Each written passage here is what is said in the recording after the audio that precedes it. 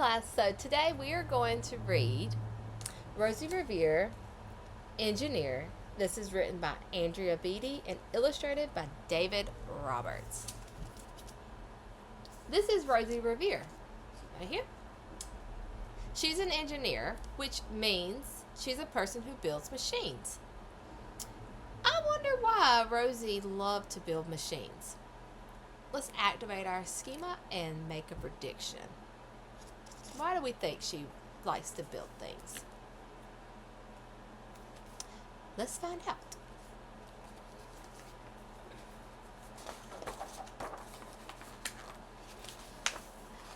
Rosie Revere, Engineer, written by Andrea Beatty, illustrated by David Roberts. This is the story of Rosie Revere. Let's see, right here. Who dreamed of becoming a great engineer. So, engineer means that they are a person who builds machines. Come on, listen. In Lila Greer's classroom at Blue River Creek, young Rosie sat shyly, not daring to speak. So this is Rosie right here. Her goal is to become a great engineer. You know, like I said, that's somebody who builds machines. But when no one saw her,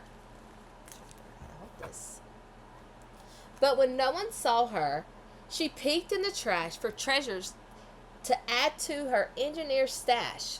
Stash means it's a collection.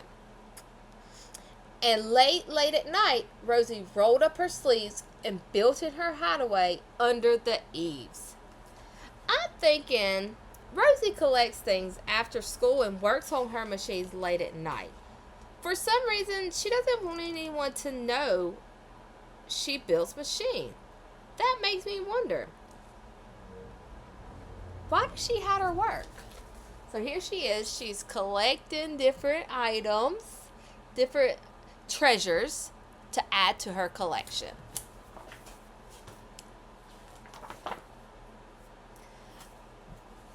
Alone in her attic, the moon high above, dear Rosie made gadgets and gizmos she loved. Gadgets are small machines. So as you can see, she is working hard. And when she grew sleepy, she hid her machines far under the bed where they'd never be seen. Have you ever hidden anything before? I have. I hide stuff all the time. And then I can't remember where I put it. Why did you hide it?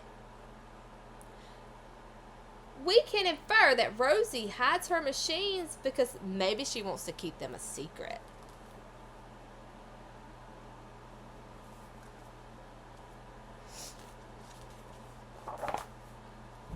When Rosie was young, she had not been so shy. She worked with her hair swooping over one eye and made fine inventions for uncles and aunts, a hot dog dispenser, and helium pants. Even when Rosie was just a little girl, she liked to make machines and invent things. She seemed to like sharing them with other people. She is not hiding her work when she was little. So why do you think? Because, you know, we just read that she was hiding everything that she was doing as she got older. I wonder why she started hiding things. The uncle she loved the most was zookeeper Fred. She made him a hat to keep snakes off his head. From parts of a fan and some cheddar cheese spray, which everyone knows keeps the pythons away. I think Rosie builds machines because she wants to help other people. I mean, as you saw, just right over here, she made helium pants and a hot dog dispenser. You didn't have to do nothing. All they had to do was get their hot dog. And then she was making her uncle a hat that helps keep the snakes off his head, you know? She made things to help everybody. And when it was finished, young Rosie was proud, but Fred slapped his knee and he chuckled out loud. He laughed till he wheezed and his eyes filled with tears, all to the horror of Rosie Revere, who stood there embarrassed, perplexed, and dismayed. She looked at the cheese hat and then looked away. "I love it," Fred hooted. "Oh, truly I do." But Rosie Revere knew that could not be true. She stuck the cheese hat on the back of her shelf and after that day kept her dreams to herself. We can infer that Rosie quit making machines because her uncle laughed at her invention. That's too bad because I'm thinking about how much Rosie loved to build machines to help other people. This was something she really wanted to do. It was her goal to become a great engineer.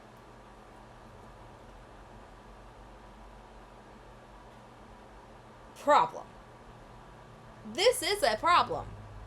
If Rosie quits working on machines because other people laugh at her, she will never reach her goal. She won't get to be a great engineer.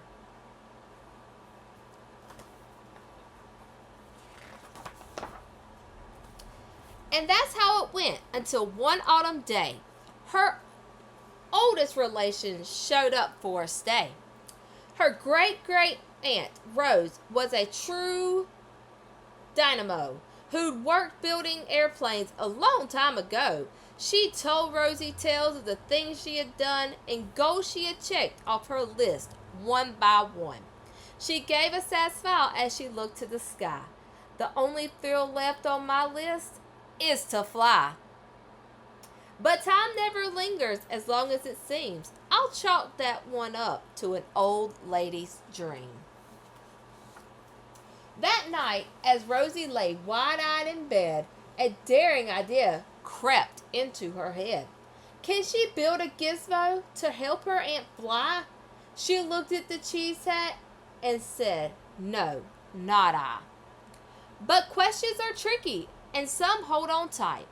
And this one kept Rosie awake through the night. So when dawn approached and red streaks lit the sky, young Rosie knew just how to make her aunt fly. I noticed that Rosie was so determined to make sure that her aunt could fly that she stayed up all night thinking about it. We can describe Rosie as a determined character.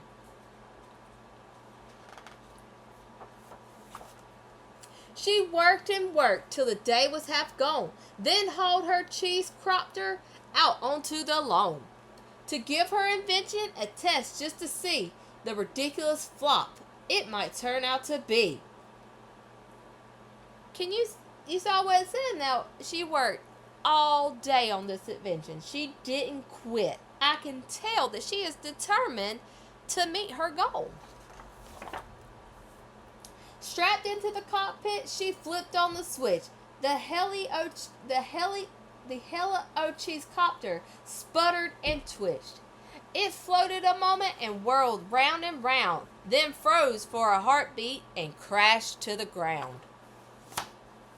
Then Rosie heard laughter and turned to see the old woman laughing and slapping her knee. She laughed till she wheezed and her eyes filled with tears, all to the horror of Rosie Revere, who thought, "Oh no, never, not ever again will I try to build something to sputter or spin or build with a lever or a switch or a gear, and never will I be a great engineer." Oh no, I have a question. What will Rosie do now? She's really discouraged. I'm thinking she will never reach her goal if she quits. Remember, back at the beginning, towards the beginning of the book, same thing happened with her uncle, who wheezed and eyes filled with tears. What do you think will happen? What do you think will happen? Do you think Rosie will be able to complete her goal? Let's find out. She turned around to leave, but But then great great Aunt Rose grabbed a hold of young Rosie and pulled her in close and hugged her and kissed her and started to cry. You did it! Hooray! It's the perfect first try. This great flop is over. It's time for the next. Young Rosie was baffled, embarrassed, and perplexed. I failed, said dear Rosie. It's just made of trash.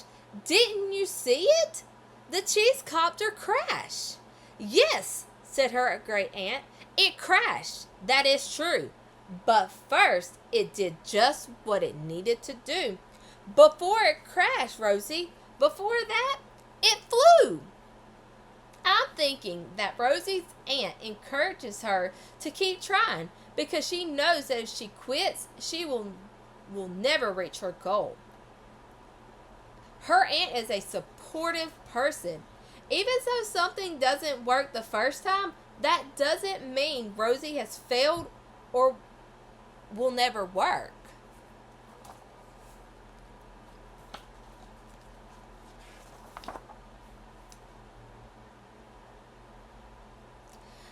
Your brilliant first flop was a raging success. Come on, let's get busy and on to the next. She handed a notebook to Rosie Revere, who smiled at her aunt as it all became clear. Life might have its failures, but this was not it. The only true failure can come if you quit. So at the beginning of the book, Rosie was not very confident in herself. She was not confident. But now, as we can see, she's starting to believe that she can become a great engineer.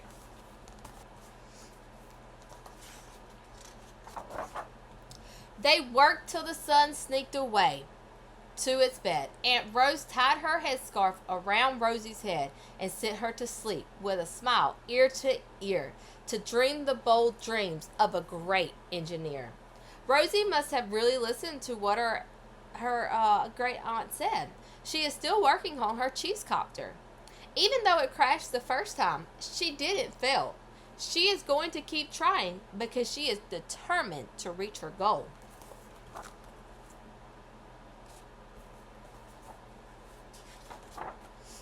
At Blue River Creek, all the kids in grades 2 build gizmos and gadgets, and doohickeys too. With each perfect failure, they all stand and cheer, but none quite as proudly as Rosie Revere. I'm thinking that Rosie really listened to her aunt because I can see she is cheering for the machines her friends made.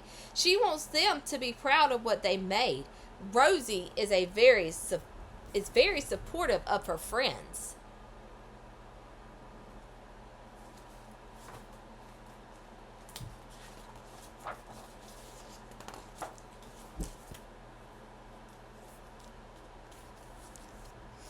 Now, I want you to turn and talk to your friends, and I want you to tell me, or to talk to each other, and I want you to think about, why do you think that Rosie's great aunt is an important character in the book? What did she help Rosie realize? How did that make Rosie feel? I want you to turn and talk to each other. Okay?